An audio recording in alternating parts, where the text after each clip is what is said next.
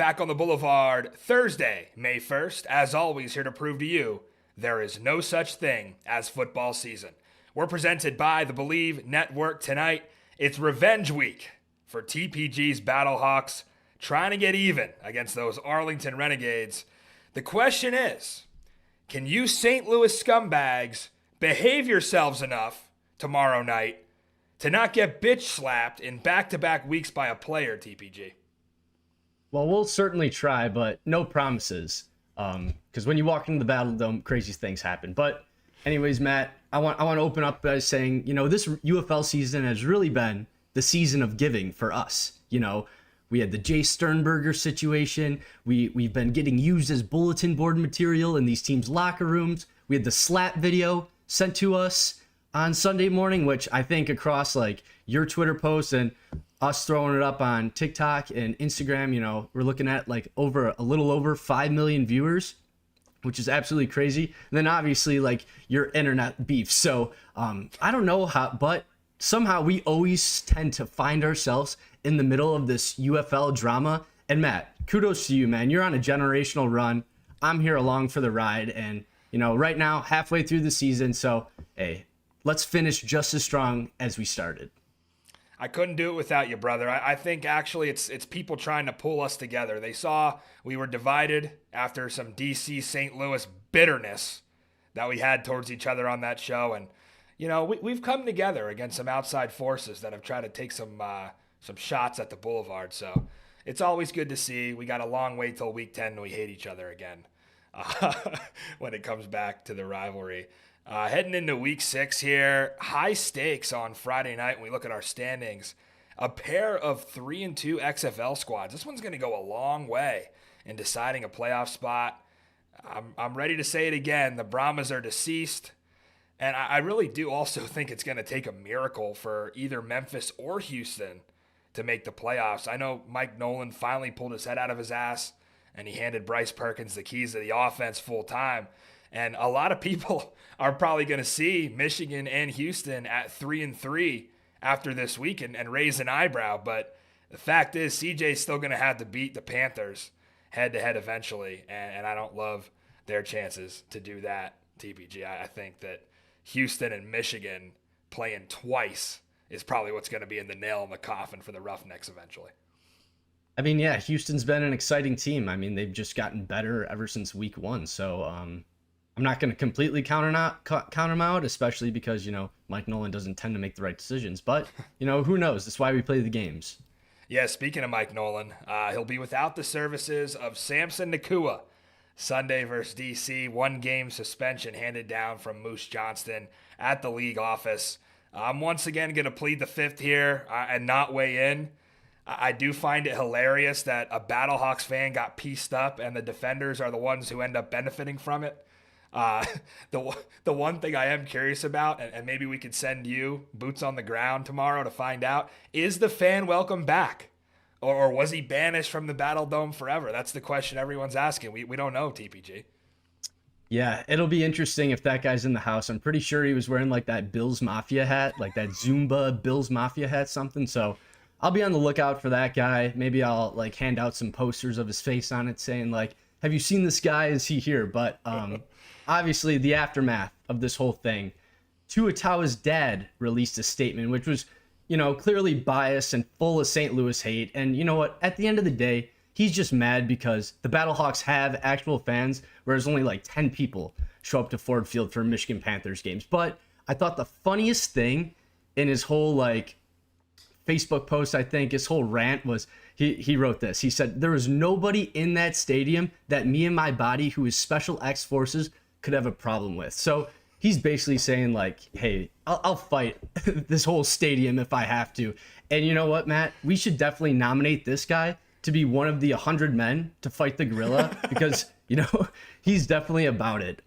He also mentioned, women saying that the Michigan players have small dicks, which is, also hilarious. I sat in that same section for the UFL championship last year, and I'm sitting around OnlyFans models, or OnlyFans girls, not models. They're handing out their business cards. So when I heard that, it was really on point for the dome, and he ends his statement by saying that the fan gave Samson a little Battlehawk Tua spit on that bitch. So it was just absolutely hilarious, the aftermath. And it's kind of funny though, like how quickly everyone's moved on, because me and you talked about it, like it's pretty much crickets from here on out. But there was a statement that Coach Beck said after the fact, and here it is. He said, "I would just say to get loud on 3rd and 4th downs and let our players handle it on the field. We'll slap them around legally and we'll take care of that." So I loved reading that. Beck obviously loves the fans. He loves the energy they provide, and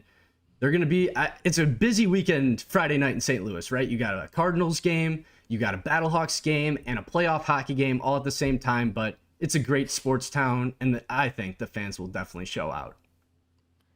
All I got to ask is, if you do make some content with fans and you film some fans, just make sure you uphold journalistic standards. We want to credit whatever fans we do get video of, even if they ask to stay anonymous. We don't need the Markcast after us again, TPG. Yeah. No. Yeah, we'll put that. I'm not commenting. Oh, next up, you know what it's going to be next? It's going to be, welcome in, everyone. Big show today. We got reaction to Marty Fresh and his co-host, again, stealing video from fans in St. Louis. Before I get in trouble, let's move on. Yeah, How about we actually get some players' perspective on this suspension? Because we've been talking a ton about parents and fans, and who the hell cares about what they think? Let's get what the actual players in this league think about it, and some other topics that our next guest on the Boulevard, who's becoming a fan favorite in the Lou, joined us to talk about. Enjoy. Joined now by St. Louis Battlehawks wide receiver Blake Jackson. Blake, thanks for being here. No problem, man. Thank you for having me. Now, obviously, as you can see, I'm not biased towards any certain team. So if you can just go ahead and tell me if you guys have any trick plays in the bag, what you're going to do maybe week 10, if there's anything that involves you throwing the ball, our listeners would love to know. Nah, man, it's one and done thing, man. And, we can make some plays at receiver. But as far as the quarterback stuff, man, that was a one and done thing. Yeah, and listen, first pass you throw in a game in what, almost a decade? Yes, sir. Yes, sir. Yeah. It's been since, I think, about like 8 years, man. So, yeah, it's been a little minute. But, I played quarterback for so long, it really never leaves you. So once you played it that long, man, it's just like second nature to me. Yeah, and not only does it go for a 57-yard touchdown, but basically wins you to the game. Yes, sir. Yes, sir. Yeah, like you just said, for those who didn't know, he threw for 4,300 yards in college, about 50 touchdowns. So you had to be thinking Saturday night, man, I made a mistake. I should have played quarterback. Nah, man. I mean, it's a blessing where I'm at right now, man. Quarterback was fun and all, but it's been a blessing to, play receiver as a pro, man. I've been everywhere, NFL, CFL, UFL, and yeah, man, it's just been a blessing, dude. For sure. And I thought it was definitely the moment of the year so far in the UFL. That one's going to be hard to top, especially if you watch it back on TV. Just a lot of fun. Yeah. The energy in person, like just St. Louis in general, the fans, man, just the everything on that play and everything after, the energy was different. Right. Now, unfortunately, something happened after the game that I do want to give pretty much every player we talked to a chance to comment on. Samson Nakua, 1-game suspension for an altercation with a fan. What do you make of this situation, especially as an 8th-year pro who's heard it all, right? You've from all different fan bases in your career. Is there a line that fans can't cross, or should players always walk away? What's kind of your perspective on this? Man, I think, as a fan, I believe you're dealing with a human being, right? Like, yeah, we're these professional football players and we're held at this standard, but at the end of the day, we're human beings as well. Just like you. And I feel like as a fan, you have to have that respect and have that knowledge of that. And when you're dealing with players, and I feel like if a fan was to do something physical, that at that point as a player, as a human being, you have to defend yourself. You have the right to defend yourself. But now if a fan is just chirping, a fan is just talking to you, a fan is calling you out your name, whatever that verbal disrespect is, you have to be the bigger person as a professional athlete to step away from that situation and not even pay that no mind and just step away from it. That would be my way of handling it. We don't know. To me, like the details wise, I don't know both sides of the story. You don't know what the fan did to him um, to lead him to do that. But if it was all verbal, at that point, I feel like as a player, you just got to step away. You know what I'm saying? Remove yourself from that situation.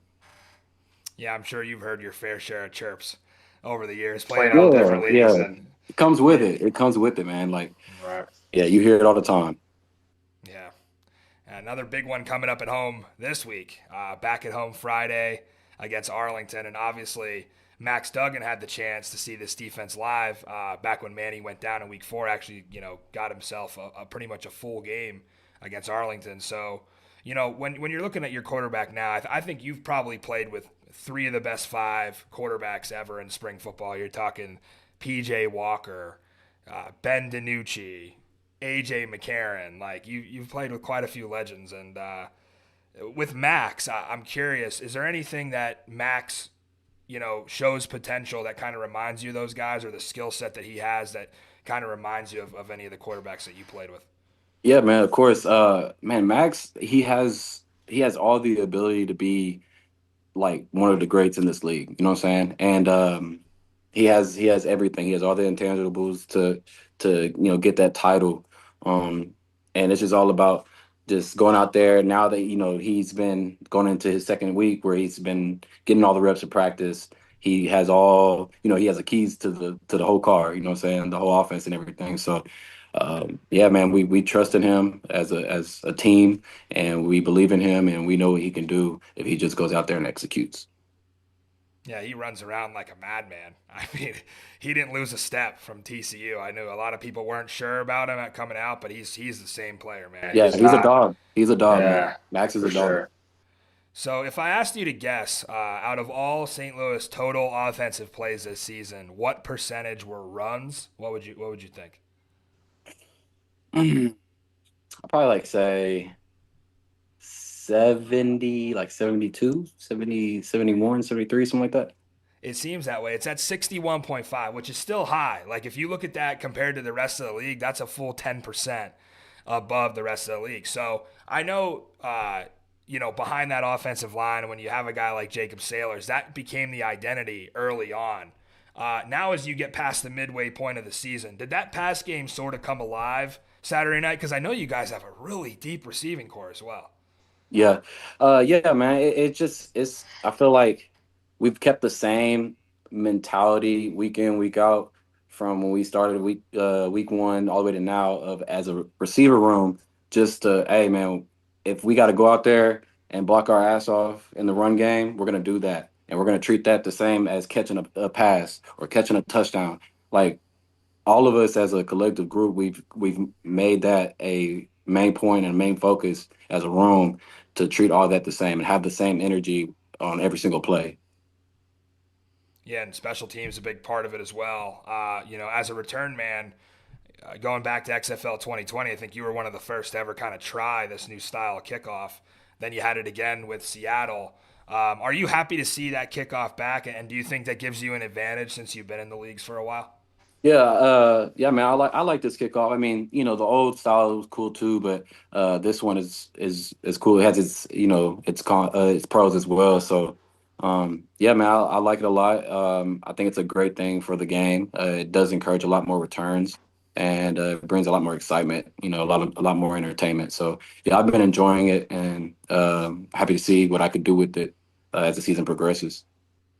All right, my co-host TPG had a couple questions for you. TPG, go ahead. How's it going, Blake? I just want to congratulate you on that great win Saturday night. It was awesome. I had so much fun Appreciate you, watching man. it from my living room. So, Yeah, I appreciate yeah, you. absolutely. Yes, sir. Congratulations to you guys. So, Thank you. you've played in the Battledome as a player of the home team and also as the away team with Mhm. Seattle back in 2023. So, how contagious is that environment, and how did it help you pull out the win last Saturday night? Man, first off, being a opponent in the dome was different. It was definitely a factor. If I remember back with Seattle, up to that point, I didn't have any drops in the season, and I had my first drop in St. Louis at the dome whenever I was with Seattle, and I remember like what the hell, I don't drop the ball, but the environment was crazy. And then now as like a part of the Battlehawks and being able to be on the better side, the great side of it, and having all the fans behind you, you get to use that. We literally use that energy and that fuel every game from the fans, man, to really impact the game. Yeah, the Battledome's great. Obviously, it's probably one of the best environments in It spring is. football, and It is. it's always a treat to, either go to a game or watch it on TV just Yeah. because the fans really bring the energy and Oh, you seriously. could see the players like feed off that too. So, Yo, um, TPG, before you get into your next question, we need a little context on that reference because I'm not going to let The that one go. The contagious. You ever contagious. gonna let it slide? Yeah, man, the contagious, man. My rookie year, I was with the Cleveland Browns, and it was the year that they had the Hard Knocks, and so pretty much I had to do a rookie show, which every rookie has to do on the team. So my idea was Jarvis Landry, who's actually a really good friend of mine, still to this day.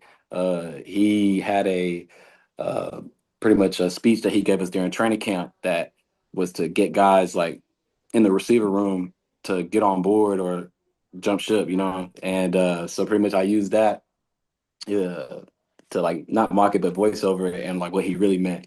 And so I did like a whole skit, and the skit ended up blowing up and on all that kind of stuff. And every single year around the same time, I get tagged in a random either on TikTok or freaking Instagram that same video, and it's every year around the same time.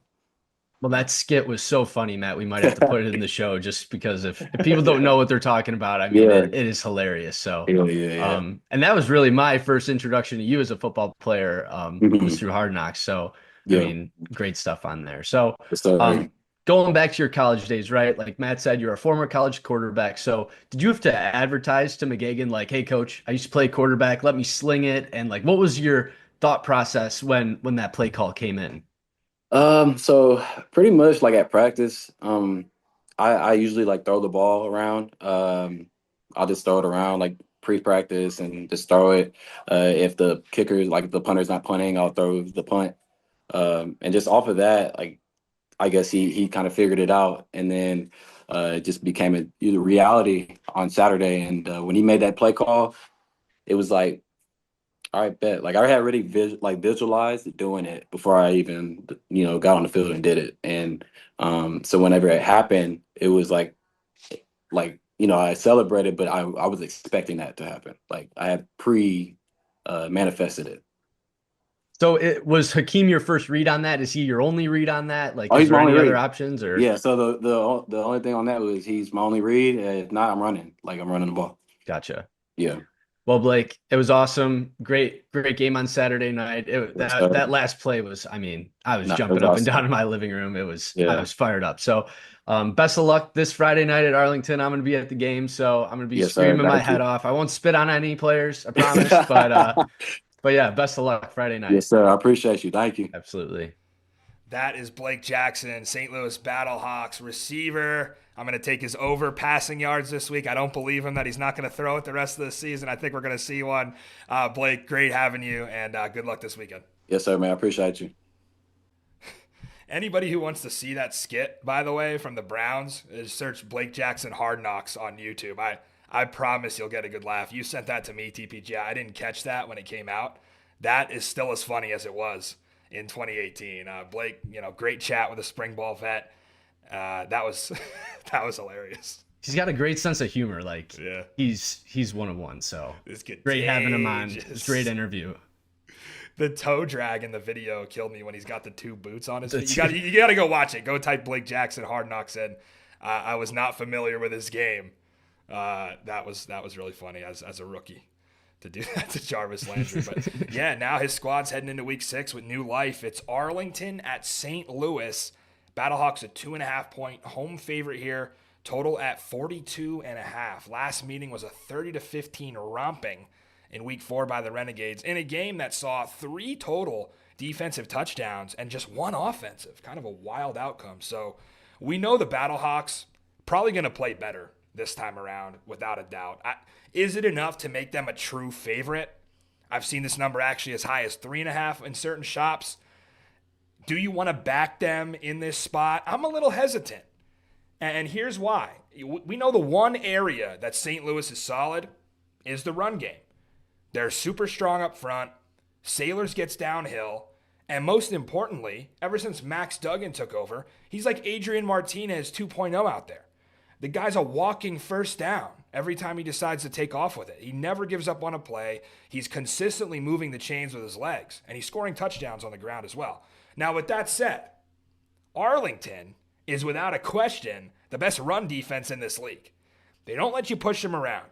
They penetrate, they knock you backwards, they get a ton of TFLs, and they will have St. Louis playing behind the sticks. 3.3 yards a carry from the Battlehawks back in week 4 was not good enough in the run game to cut it. In fact, I think Sailors got about 20 carries in that game and could barely manage 60 yards out of it. So St. Louis looked better on the ground against Michigan, 5 yards a carry.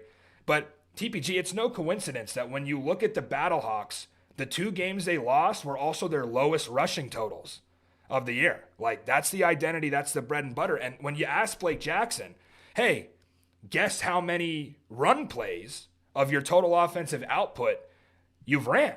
And what did he say, 70? He was 70, like up in the 70s with it. And that's somebody from the inside. It's not that high. It's 62, but it feels like it's 70. And you know what? To defend Blake, when you take Duggan scrambling and improvising away, it probably is closer to 70% of actual run plays that get called. So, yeah, it doesn't help you here that you've got a right tackle making his first start against one of these power DNs that Arlington has.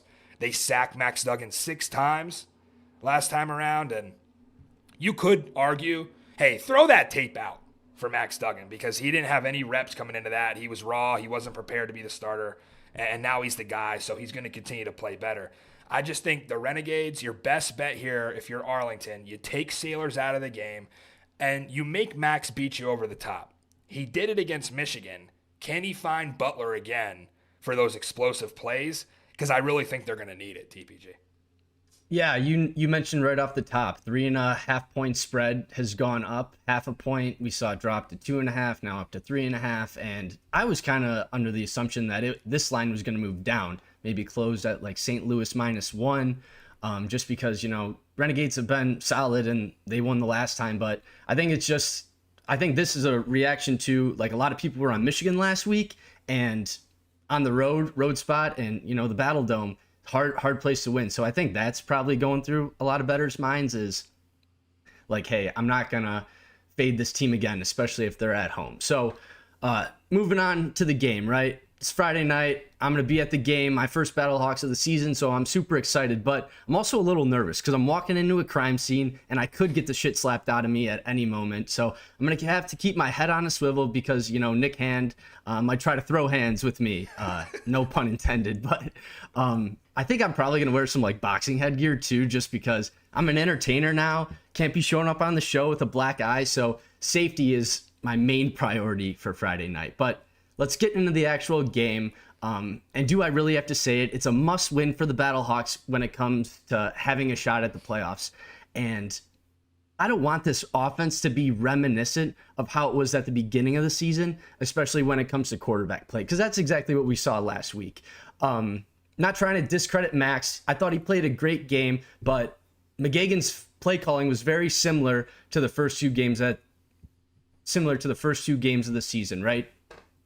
Called a lot of limited passing attempts, quick hitters, a lot of quarterback runs, and it's a great approach to get your quarterback comfortable, but you can't win games playing in a phone booth, right? Especially if the defense stacks the box. So my keys to success are much more passing attack this weekend. Maybe utilize some play action on early downs, but from what I want to see out of Max Duggan this week is to really take a step forward as a passer in this offense. And Matt, you've said it before, like Arlington has a great front 7.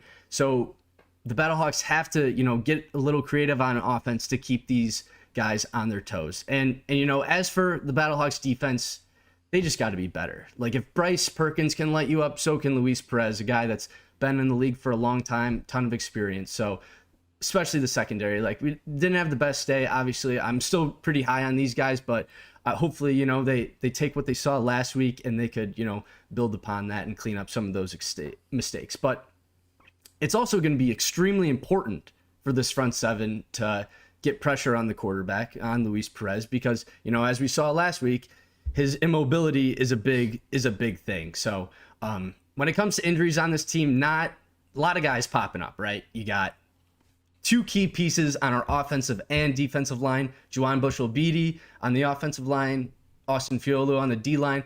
Two of these guys are focal points, but when it comes to their respective side of the ball.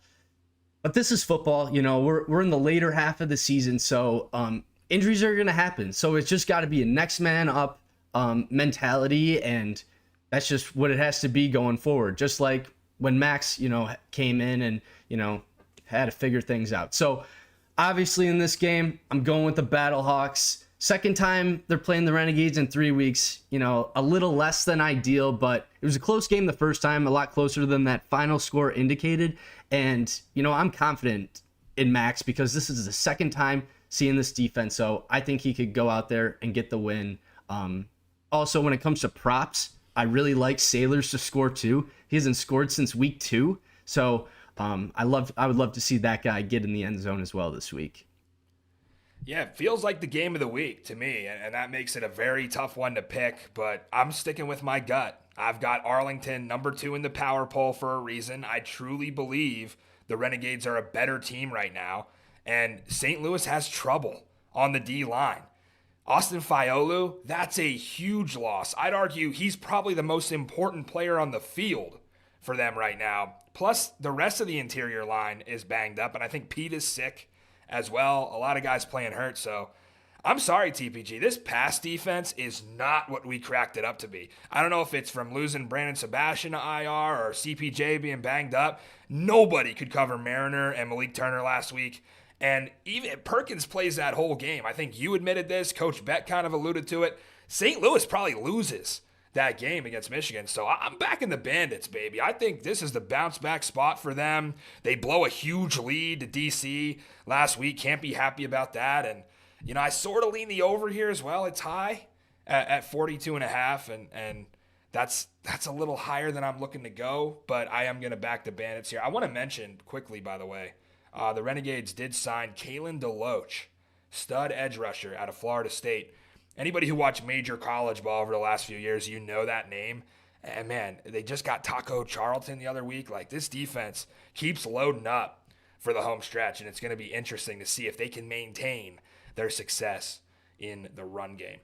I can't believe it, dude. Oh, man. I sing your praises at the beginning of the show, and you turn on me like that. Wow. Bandits. Let's go Bandits. I said it was going to be the XFL playoff. From the very beginning, I can't waver now. So let's move on before we go too far into that. Let's get into the next one. Another fascinating game this week. DC at Michigan. Panthers, 2.5-point home favorite here. Total also 42.5. Want to congratulate Bryce Perkins on finally winning the most lopsided quarterback battle in football history. I mean, talk about having to earn it. You would think he would have been competing against Pat Mahomes, the way he had to earn this thing. And now on the other side of it, not much of a reward for him, TPG. You got the quarterback nightmare, which is the DC defense. 16 sacks leads the league. 11 takeaways leads the league. This was a unit that clamped down, held Arlington to 6 points in the second half of that win. They are not going to make Bryce's life easy on Sunday, especially when you consider the defenders lost this game last year in Audi Field. I know that's going to be on their minds. This core is back, and that was one of the ugliest offensive showings I have ever seen from a Fred Keiss coached offense. And, but you look on the other side of it, dating back to that game, DC still hasn't figured out how to run the ball. And I hate to say it, but I've seen all I need to see from Abram Smith. They tried this for 5 games. They gave him more touches than anyone in this league. 74 carries. That's 15 a game. And he's not producing. 2.6 a pop, no touchdowns. I think his longest run was maybe 16 yards so far. So warm him up. It's Deion Jackson time. I think he's proven to be the better back. He needs to get to go. They kind of figured that out in the second half against Arlington, but you'll get into that side more. I'm here to talk about the other run game, which is Michigan and their stable of backs. specifically your boy Toatawa. Just a bowling ball back there. I think he is Special X Forces because dude is just putting his head down and grinding through these runs, and they love to give it to him on the goal line. You know, everyone's probably wondering the Samson Nakua factor, like him being out, does that give DC an advantage? Does it really make a difference? I think so. I think Nakua was valuable enough throughout the year. He ran a very limited amount of routes, but he kind of made the most of what he did do. But you got Sayosi Mariner and Malik Turner, who might as well be A.J. Brown and Devontae Smith right now. Like, those guys are playing out of their mind. In fact, it's funny because, like, you think about it, the Panthers' offense does sort of remind you of Philly. With Perkins kind of in that Jalen Hurts role. You got a solid run game, like great receivers. I kind of impressed myself there with that comp. I might have to roll with that this year. They won't get all the way to the championship like the Eagles did. But, yeah, I mean, DC gave up, 27 in the first half last week. That can't happen again because I think Michigan's offense probably a little better than Arlington. They just don't have the coaching. And that's the reason you got to grab DC here plus 2.5 and never look back. It's because Mike Nolan's going to Mike Nolan. He's going to punt in plus territory. He's going to give the ball back to Jordan Ta'amu in bad situations. He's going to lose his super challenge on nonsense. He's going to prioritize things like time of possession over scoring points. And if Bryce Perkins throws 2 picks in the first half, he's not safe. Mike Nolan will absolutely go back to Danny Boy if he feels like it, TPG. Well, yeah, I'm kind of surprised you made that comparison, especially because like how down you were on this team on Sunday. It's a good offense.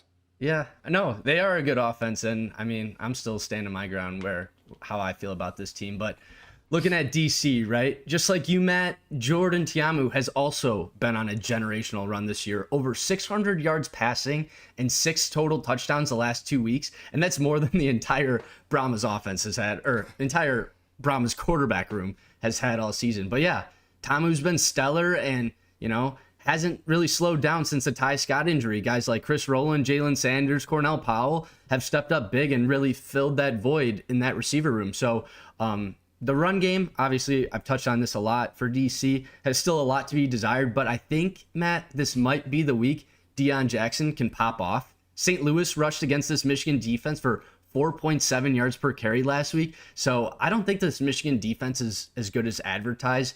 Playing Memphis twice in the first 4 weeks, who really couldn't run their way out of a wet paper bag. So I don't think this is a letdown spot for DC, just because I think they got, all that out of their system. They know how to, shift their focus to the next week now.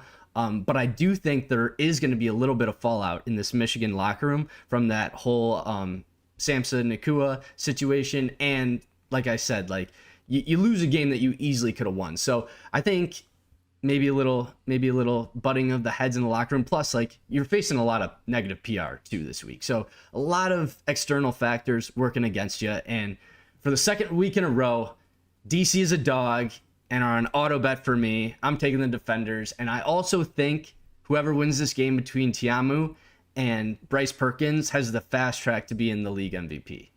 Yeah, and the question is, how many people are going to tune in, casuals, thinking Kai Nakua is Samson Nakua and never got suspended, right? There's a good chance that people are going to be like, I thought Nakua was suspended, and here it's his brother. So, well, this game's on ESPN too, so I don't think too many people are They tuning flexed in. it. They flexed it to Wait, ESPN. they did? Yeah. They did? They did. They moved it. So. When did that come out? I guess it's probably an NBA playoff game that the series ended, so now they have an open slot, I'm guessing. Yeah, so this is ESPN. That's huge. And listen, it's death, it's taxes, and it's the DC Defenders as an underdog. It's simple as that. They're not losing to Michigan.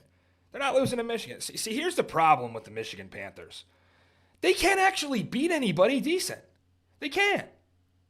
They're not a top 4 team in this league. Who have they beaten, TPG? Michigan has beaten Memphis twice and San Antonio. Those teams are a combined 2-8 right now. DC, on the other hand, they've beaten the best quarterbacks, they've beaten the best defenses, they've beaten the best coaches in this league. I understand Michigan's metrics are really good. I gave their offense some love. They are a well-rounded team, but they got a clueless coach. And he's going to find a way to lose this game like it's his job.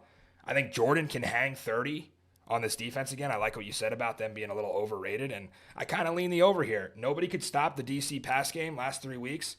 It does look like they could be missing Cornell Powell, for this one, which I think really sucks because he's been balling since Ty Yeah. Scott went down.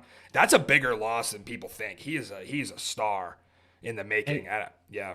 And even before like Ty Scott got hurt, he was the guy that was getting a ton of targets each week. He didn't have the catches obviously to back it up, but like Tiamo was obviously looking to go to him a lot. Yeah, he's a former 5th-round NFL draft pick. So, I mean, DC at this point, with how thin they are at receiver, they're like one injury away from like DBs having to play receiver. I shit you not. There's not many receivers here. And the ones we have are good. But I'll continue to say it. Like, this offensive line is gaming right now. Like, they're playing so well. They're allowing a league-low 5 sacks. If they keep that up and they keep protecting Jordan like this, he's the MVP. Like, without question. I cannot wait for this game. This is a great matchup. I'm so glad Bryce Perkins is playing a full 60 minutes, because if that don't light your fire, your wood's wet. Ha ha ha. Yeah, you know I love the Southern catchphrases. And speaking of the South, our next guest hails from the Bible Belt, and he might be an answer to the Yacht Club's prayers. Enjoy. Joined now by Memphis Showboats quarterback and offensive player of the week, Dresser Winn. Dresser, thanks for being here. Hey, thank y'all so much for having me. Looking forward to it. Man, there aren't many guys I could think of who come in their first start and not only win player of the week, but you knock off the defending champs as a 2-score underdog on the road. You know, you sort of introduce yourself to the world, so we're excited to have you on and learn more about you. Tell us a little bit about the dream growing up. I mean, you're a small town kid, West Tennessee, 1A prep football, and now you're QB1 of a Memphis pro football team. Yeah. Growing up, I wasn't, I guess, dreaming of going to the NFL, if I'm being honest, or playing pro football. I kind of grew up loving sports in general, basketball, football, baseball. Played a lot of summer baseball, traveled all around the world playing that. And then I got to high school, was still doing that, but just kind of excelled in football in high school. We won a lot, and it kind of just became my first love. And as you know, college football, Division I is all 100% scholarship, so I could take a little bit off my parents' plate that way. So once I got to college, I kind of just fell in love with it even more. I fell in love with every facet of it, as far as the playbook and learning to read certain coverages and how to beat it, and just the game planning, and then the competitiveness of it all. So, I didn't grow up just wanting to be a professional quarterback or anything, but the older I got and the more I did it, it was definitely a dream, and so good to accomplish that. And I'm so excited to see what the rest of this journey holds. Yeah, and getting to your win Friday night, the live mics caught a moment in warmups that we thought was kind of funny. EJ Perry talking to Coach Mazzone saying like, hey, it's nice to have an offense we actually know. And I think Coach Mazzone said something sarcastic back like, yeah, all 7 plays. Well, Birmingham didn't have film on whatever 7 plays those were. So I want to know, you coming in as your first start, what did Coach Mazzone do to kind of simplify everything for everybody to have success on Friday? Yeah, well, simplify is I don't know, it's a tough word to use here, because we put in a whole new offense concepts and just kind of everything. So it was tough on the guys to be able to take all the new language, the verbiage, and translate it to what he's used to calling it. But was proud of everybody for doing that, because I mean, hey, you can get picked up on a Wednesday or Tuesday in the NFL season and have to play that weekend if you're a receiver or whatever position it may be. So it was good practice for that. Proud of everybody for the way they took it and ran with it. So like he did simplify some stuff as far as what we could do on third downs or first down, and that was good for us. So I'm excited about it. Yeah, and you're on to Houston now. Pretty solid defense over there, I think, especially the secondary. But big news for you guys, the return of Dawood Davis, all UFL receiver, now back in town. What was it like meeting him, and how can he help you guys out on Saturday? Yeah, got to meet him, I guess, on Tuesday, and saw him run around a little bit. And then I've caught some highlights from last year, just watching film, and an electric receiver, golly. So excited to get him, and excited to have him join the team. And I know we can spread it out a little bit, and just another explosive wide receiver we can have on top of what we already got. So a bunch of guys in that room that can catch it, a bunch of big guys that can catch it and run with it, and make something happen. So makes everybody's job easier, not only mine. Yeah, it seems like someone new every week, right? It was started out with Jonathan Adams, then it was Lassiter. Now Anderson had a big game. So I think Davis is coming up next. Can't forget Isaiah Henny either with the big kick six that helped you guys out. My co-host TPG had a couple questions for you. TPG, go right ahead. How's it going, Dresser? Congratulations on that big win against Birmingham. And yeah, it was awesome. And congratulations on Player of the Week. Appreciate you so much. Absolutely, absolutely. So you spent some time with the Los Angeles Rams, and you got to be around guys like Matt Stafford, Jimmy Garoppolo, guys who have had success at the highest level and started in Super Bowls. So what's one big takeaway you've had from working with these guys? I mean, all of them, just the work ethic they have. Day in and day out, no matter how many years Matthew Stafford's been doing it, or Jimmy Garoppolo, or Carson Wentz, just the way they prepare every single day. Getting to be the backup for those guys and just to see how they go about each and every day, each and every week. And even the off-season stuff they do, it's just everything they do is 100%. And, yeah, the work ethic they give is not like none other. So there's a reason they're there, and there's a reason they'll continue to be there. But just getting to be around that every single day and learning, like, that's what it takes, and that's what you got to do if you want to be anywhere even close to those guys.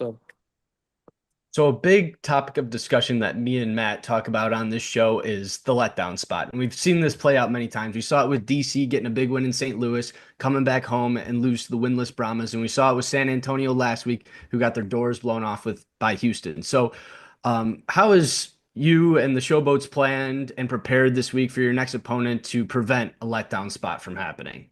Yeah, well, in my head, in my eyes, the first thing I'm thinking is there's no room for a letdown spot. We're 1-4 right now. Big win last week, but it's really one of those deals like, who cares? You got to go win. You got to go win out if you want a chance at the playoffs. And I think that's everybody's mindset. We got a good taste of a win, and we've had a lot of taste of losses. So the win was definitely better, and I think that's what everybody's striving for here on out. That's awesome. That's awesome. Really, really rooting for you guys this weekend, and it's going to be a good one in Houston. So I got one more question for you. So other than the dudes in the quarterback room, what other position group is like the best guys to hang out with off the field? Yeah, so I'm with the linemen right now. We've actually got Hibachi at the house. Just a bunch of good guys. I mean, there's a bunch of good guys on this team, from receiver room to some of the DBs and some of the defensive guys. So I've enjoyed getting to meet everybody on this team. It's been fun. I got here kind of late, but the way they took me in, and like I said, just a bunch of good guys that want to win and want to play some good football. So I think everybody on this team is a pretty good dude, and it's been fun. Well, now you know where the Player of the Week bonus goes. It goes right to the lineman then. Gotta, spend some time with the dudes that protect you. So, No doubt. Well, Dresser, thanks for coming on. We really appreciate it, and best of luck this week in Houston. Appreciate y'all both, man. Thanks for having me on. Well, I guess we could check interrupting a lineman dinner off our bucket list there. Man, poor Dresser. Player of the Week for less than 2 hours there. And he ends up fronting the Hibachi tab for the whole offensive line, man. I'll tell you, speaking of Hibachi, guess who could use a sake bomb right about now? Anybody who's covering Daewood Davis the rest of the year. R.I.P. I mean, sweet dreams to those corners. This guy is a great receiver. I can't believe they got him back. I did not see that coming. Is it too late? Is it too late to hop on the boat? TPG, has that thing already left the dock? Am I too late? Maybe. I don't know. It's hard to back this team when you think they're going to perform. Obviously, we were on them week 3 and disappointed us, but then last week, they pull out that crazy win. So I mean, they're just a hard team to predict. You don't know what you're going to get with these guys. But hey, maybe with the more consistency with this coaching staff, things gelling together. Who knows? Yeah, it's Memphis at Houston. Roughnecks a 4.5-point home favorite here. Total 36.5. I don't really know why this is 6 points lower than the other games. I mean, the last meeting was 18-17, so you got to figure second time around they break 20s here. Forecast looks fine, 74 with a slight breeze. And more exciting news here for Memphis. Wes Hills back in the UFL. Slippery Rock's finest, now a Memphis boat. Pretty nice little addition to the backfield with Deneric Prince there. I know he was RB1 for Michigan last year before he got hurt, and I know with all this news, talking to Dresser and Daywood back and now signing Wes Hills, we're really hyping Memphis here. And, even TPG was on the show Sunday night rocking the Boats gear. But let's pump the brakes a little bit. I'm not there yet. I still think it's a pretty bad football team, to be honest. And if you look back, I tend to believe Birmingham kind of went in blind defensively on Friday night. Like, they had no film to study on this new Memphis offense, and they got punked by a couple of plays that they did not see coming. They really couldn't prepare at all. So I also think Cookus probably made this defense look a little better than they are, to be honest. And they gave up a miracle kick six, like a bonehead decision by that special teams coach to try a 63-yarder and basically lose them the game. So don't get me wrong, I'm happy for them. I'm not calling it a fluke, but let's see if they can do it again. And if they do, they turn into a little win streak here. I love the matchup between Memphis receivers and Houston DBs. That's actually going to be really fun to watch. The Roughnecks, to me, have a top 2 secondary in this league when they're all healthy. They are a little banged up now. Damon Arnett missing from practice this week. That's a tough loss if he can't go, but they have a few other guys who could step up. I could see Dresser having some success, though, through the air again, just based on, what this passing game was able to do against Birmingham. Plus, you got Davis, Adams, Lassiter, and Anderson. Like, that's a 4-receiver set that stacks up pretty well, I think, against the rest of the league. So can Memphis get the run game they need? Maybe. I mean, Hills probably won't be ready to go this week, so might have to wait on that. But if there's anything we know about the Roughnecks defense, TPG, what do they do best? What have you seen that they do best? Their secondary, their pass defense. Yeah, exactly. They force turnovers and mostly interceptions, and they get big stops on third down. So 2 pick sixes leads the league. Slight edge to Houston here, I think. Especially on that side of the ball. I think both sides probably put more points up than they did in week 3. And it's crazy to think back to week 3 because, like, how much have these offenses transformed? It's almost like you got to completely scrap that whole tape and not really expect anything that would be the same like you would in other games, like St. Louis and Arlington might go in a similar fashion. This is not going to. This is going to be wide open, TPG. Yeah, well, one of my questions to Dresser was like, how are the Showboats going to avoid a letdown spot this week? And you know what? He gave a great answer, but I'm not entirely buying it. And it seems like I'm shitting on our guests, right? Because did this to Jaden Price and now Dresser, but like you alluded to, a lot of things had to go right for Memphis to win that game last week. And I just think it's a major letdown spot for Memphis. Houston, on the other hand, kind of said this at the beginning of the show, but they've been a team ascending ever since that embarrassing loss week 1. You take the Renegades down to the wire. You win at home, or you go on the road, you beat Memphis, you cover against the Stallions, right?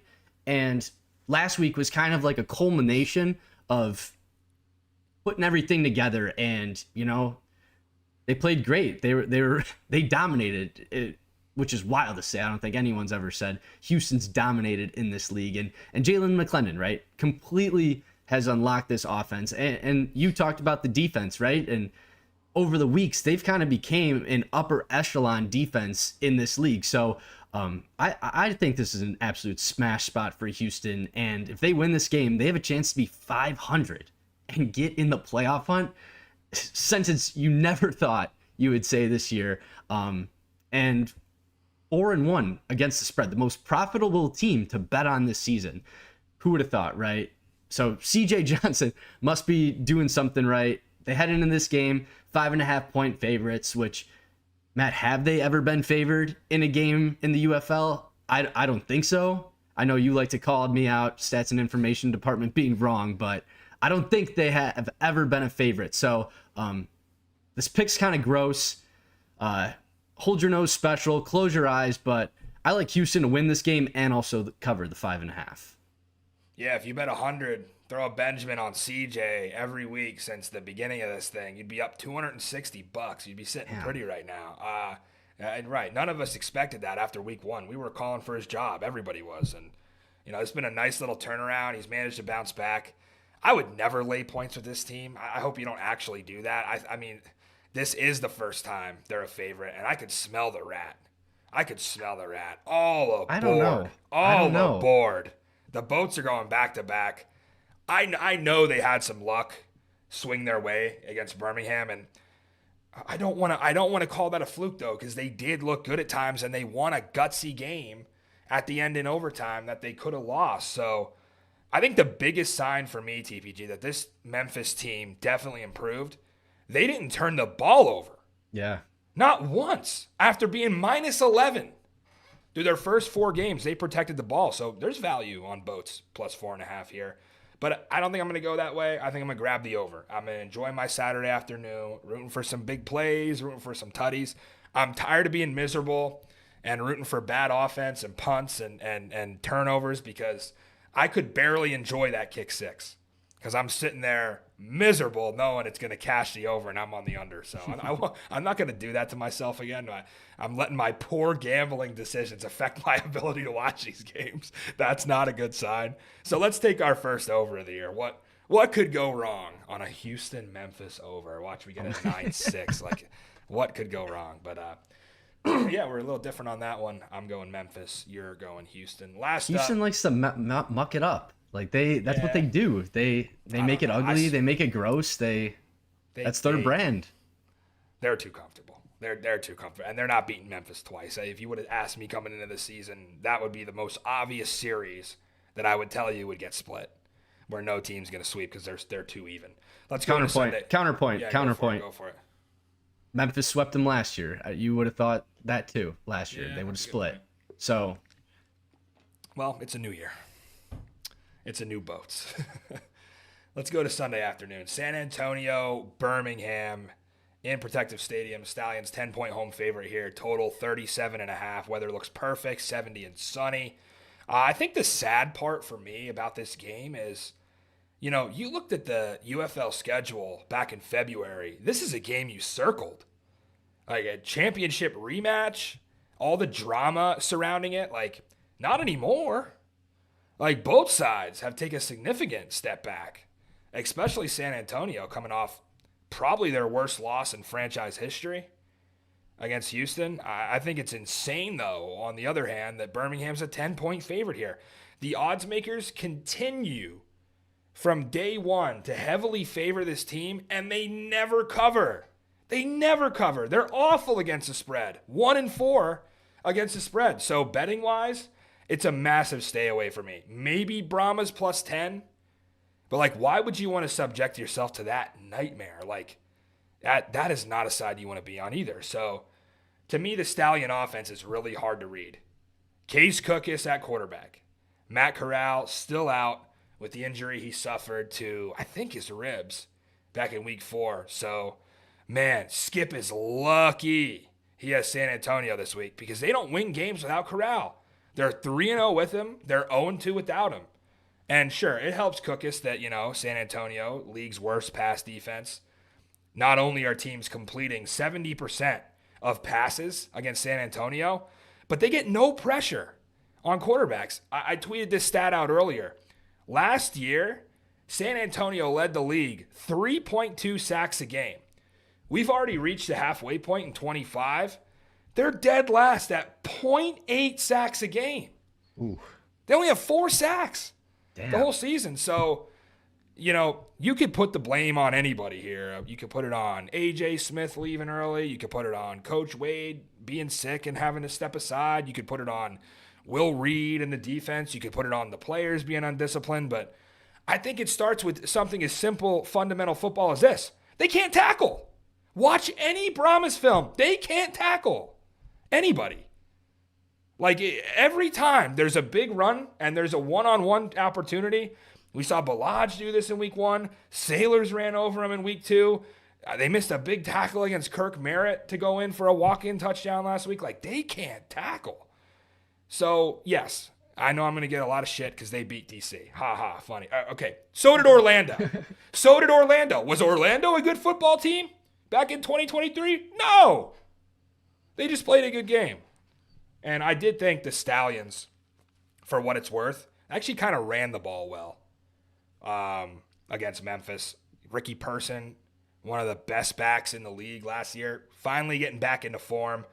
But this O-line, TPG, they have to get healthy. I mean, they were down to 5 or 6 guys active last week. And looks like Cole Schneider is going to be out again. That'll be the third game he misses. Yeah, that's a really tough look, especially for, probably the captain of your offensive line being out that long. And there's a reason why they haven't been able to get the ground game going is because, too much turnover on the offensive line. So when I'm looking at this game, right, I kind of teased this on Sunday night, but I'm going to listen to my past self and not overreact to that horrific Brahmas loss from last weekend. They got caught in a letdown spot, obviously, coming off that big win in DC.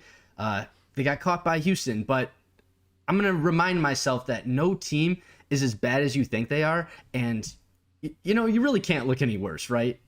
You can't look any worse. So there's only one way to go up from here, and that's up. So looking at Kellen Mond, he's been a super hard quarterback to evaluate this year because he's either, playing really well like he did against DC, or he's laying an absolute egg like he did last week.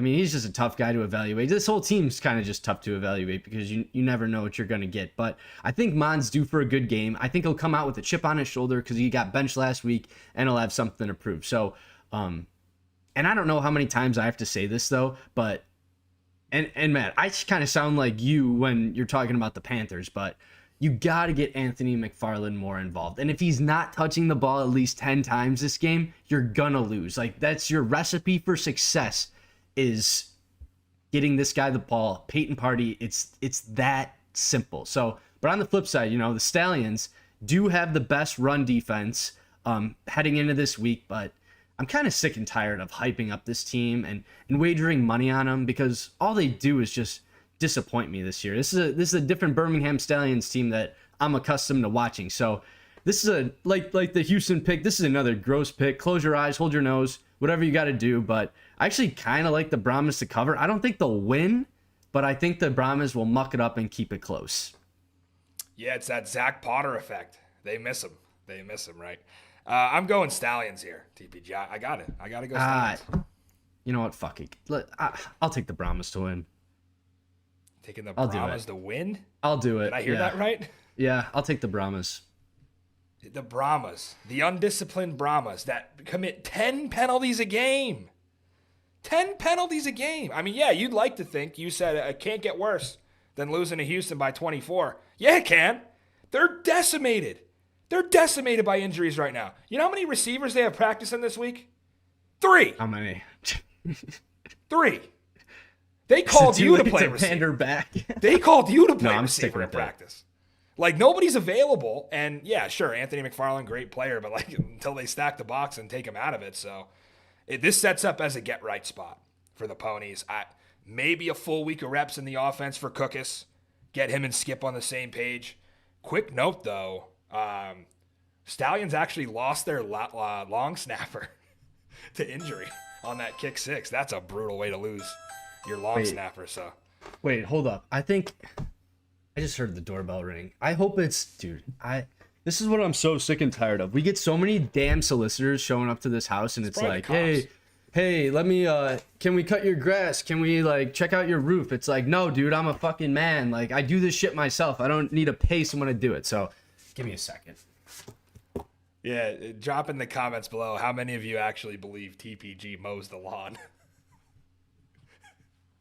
All right, great time to go into best bets here. Week 6, we're still keeping our head above water.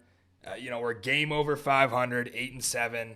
So we'll go 3 plays this week. I did grab Arlington plus the 3.5. I think they have a great shot to win it outright in St. Louis. So maybe sprinkle that money line a little bit. Gonna book our first over of the year, 36.5, Memphis and Houston. I'm still in shock about these trends. The under was 9-1 in the UFL over the first 10 games of the season. There's been 10 games since then. It's now 1-9. It flipped like that, and odds makers did adjust a couple of totals into the 40s, but for whatever reason, they left this Memphis and Houston spot alone. They did not adjust at all. These two had 35 points in week 3, and that's when both offenses were a complete clown show. So with the improvement that we've seen from the quarterback play from both teams, I'm going with the over. And then bring it on, baby. DC plus 2.5, an absolute gold mine. Keep paying my rent. It's 3 plays here, which may be a lot, so I can only hope I don't end up losing money like Samson Nakua this week. Well, since you continuously leave me out of best bets, I have kind of some of my own best bets for this week. I'm going a little off script, dude. Who said you were allowed to do that? I'm doing it. Okay, this disclaimer, this does not count for the show record. No, this is not, we're not talking football. We're talking horsies, Matty Fresh. Kentucky Derby like ponies? On Saturday. Not the ponies you think. Different ponies, horsies. So Kentucky Derby, right? My 2 favorite plays. I love Luxor Cafe, 15-1. They're calling for rain with the Kentucky Derby, so he's good on a wet track. And his dad is American Pharoah, who is a former Triple Crown winner. So Luxor Cafe at 15-1, some great value. He's in the 7 slot. My other pick, Sovereignty. He's in slot 18, 11-1, right? If one of these guys cash, screenshot your bet ticket, send it to me. We'll shout you out on Sunday night. But I'm giving out some horse plays on this, Matt, since you won't let me have best bets on this show. Well, why don't you call it Puka Nakua? Tell him put 10 G's on one of your horse. Maybe he can Venmo his brother on Sunday night his game check that he's going to miss out on. I mean, I guess that's the best I could do for you. I did want to touch on this quick before we go. There's a rumor going around online that if DC were to finish first in the XFL conference, they could not host a playoff game because the Washington Spirit play in Audi Field that day. Let me say this. Take your soccer ball, turn that sumbitch sideways, and stick it straight up your candy ass. Dude, this is a football city. Dude. This is a football city. So if that's the case, and the decision makers at Audi Field and the UFL can't find a way to prioritize a nationally televised conference championship pro football game that I think sold the joint out when it was DC Seattle back in 2023, if they can't find a way to prioritize that over a regular season women's soccer game, then I might have to contact the most important Defenders fan in this country. He lives a couple blocks down the street from the stadium in a White House. The Washington Spirit. What are they on, FS4? Play at a high school. There's 900 high schools in the DMV. I wish I didn't tell you that off the air. I should have saved it. Because your reaction when I told you the other day was like, you freaked out. And that would have been gold. Damn. I should have held my damn right I freaked out. Look at the Seattle game in 2023 and tell me there wasn't home field advantage. That place was crazy. Definitely. There was. And if they got to go to St. Louis or Arlington, no way. I'm not saying they're going to be first yet. I don't want to get too ahead of myself. I think it's a very competitive conference. I think regardless of what seed they're in, 1 or 2, they can win it all. But yeah, you want to be at home, especially when St. Louis has 15 home games this year. Yeah, it's great. Again, it's the DC's the redheaded stepchild of the UFL. They snub Jordan from Player of the Week. They give this Battlehawks 19 home games. DC gets no love. They never have. They never will. Now we got the Washington Spirit fighting for our stadium. I have nothing left to say. Plug the socials and let's get the hell out of here. Instagram, TikTok, at Springball, BLVD. Follow, like, comment, share. It's blowing up. Thanks for everyone who's supporting us. Let's have a great week 6. For the St. Louis Scumbag, TPG, I'm Matty Fresh. Enjoy the UFL while we have it, folks. Only 6 weeks left before, we're going to be sitting around at the end of June with nothing to bet on but baseball. So always remember, there is no such thing as football season, and we'll be back Sunday night.